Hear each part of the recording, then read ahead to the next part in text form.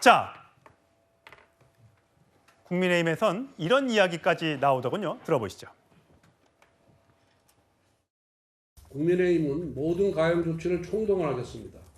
쿠데타를 선언한 민주당 초선 의원 전원과 쿠데타의 수괴 이재명과 김어준 총 72명을 내란 음모죄, 내란 선동죄로 고발하겠습니다. 한덕수 권한대행과 행정부도 이재명의 의회 쿠데타에 굴하지 말고 단호히 맞서 싸워주길 바랍니다. 상황의 엄중함을 인식하고 비상한 대응 방안을 강구해 주기 바랍니다. 예, 강성필 부대변인. 이게 네. 뭐 선거 기간도 아니고 서로 지금 막 줄탄핵하겠다, 또 고소 고발하겠다. 정치권이 참 격앙돼 있는 것 같아요. 오늘 사실 이 탄핵 관련해서는 국민의힘 쪽에서 반응들이 많이 나왔습니다. 탄핵의 트로이 목마다. 나치의 히틀러식 공포 정치로 국헌 문란 행위다. 광결인 탄핵의 칼춤이다. 폐륜이다. 위헌정당으로 민주당 해산 청구해야 할 판이다. 등등의 아주 강도 높은 발언들이 지금 쏟아지고 있습니다. 민주당도 아마 비슷한 입장일 텐데 어떻게 될 걸로 보세요? 그러니까 제가 앞서 말씀드렸지만 오죽했으면 초선 재선 의원들이 줄탄핵해가지고 국무회의 무력화시키고 뭐 개헌도 해야 되고 국민 소환도 해야 되고 이런 얘기까지 나오겠습니까? 그 이유가 방금 국민의힘에서 주장하는데 답이 있는 겁니다. 아니 세상에 한독수 권한대행이 이럴 때는 소극적으로 하고 저럴 때는 적극적으로 해가지고 대통령목도 다 임명하고 그래가지고 이 헌법재판소에서 윤석열 대통령에 대한 탄핵 심판 자체를 이긴다 진다로 평가를 해버리잖아요. 그런데 많은 국민들과 우리 야당이 봤을 때는 이게 무슨 축구 경기입니까? 이기고 질 문제입니까? 아니 온 국민들, 아니 전 세계가 보는 앞에서 군인들이 무장을 한 채 국회 들어가지고 침탈을 했는데 이걸 그냥 내버려 두고 대통령을 다시 복귀시킨다고요? 그러면은 대한민국이 앞으로 어떻게 되겠습니까? 아니, 대통령이 의심나고 궁금하고 그래서 다 군대 보내도 이제 괜찮은 거예요.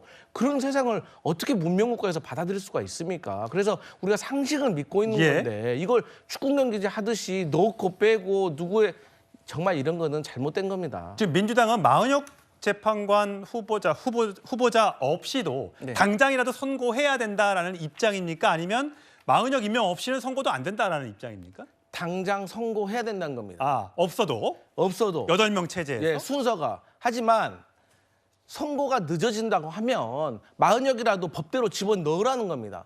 마은혁 후보자가 들어가게 되면 두 가지 효과가 있습니다. 하나는 매기 효과, 하나는 지렛대 효과.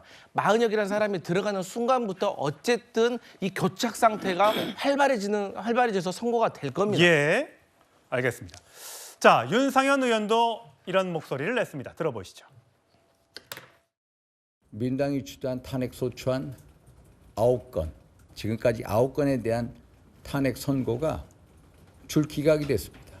한마디로 9대 0으로 민당은 전패를 한 겁니다. 목매는 것은 결국 탄핵 심판 결과를 조작하겠다는 거다. 국무위원들 지금 16분 남아있지 않습니까? 줄줄줄 탄핵해서 무정부 상태를 만들겠다. 나치식의 공포정치를 하겠다. 입법 쿠데타를 하겠다는 거죠. 예, 어쨌든 현재까지 한덕수 권한대행의 탄핵까지 기각이 되면서 9번의 탄핵 소추에서 9명이 모두 살아 돌아오는 일이 있습니다. 야당의 입장에선 구전구패가 되겠죠. 여기에 다음 순서가 윤석열 대통령의 이름이 들어가게 될지 아니면 인용이 될지 기각이 될지 아직까지는 알 수 없습니다만 다음 순서가 누가 될지가 굉장히 관심입니다. 다음 그래픽을 볼까요? 원희룡 전 국토교통부 장관은 국무위원 모두에 탄핵하겠다는 건 사실상 정부를 해산시키겠다는 겁니다. 친명 일색 초선 민주당 의원들이 이재명 대통령을 만들려고 대한민국을 붕괴시키자는 것이다 라고 주장을 하고 있습니다. 과연 마은혁 임명이 가능할지, 가능 안 하다면 탄핵을 추진하게 될지 여야의 극한 대립은 도대체 언제까지 계속될지 관심사입니다.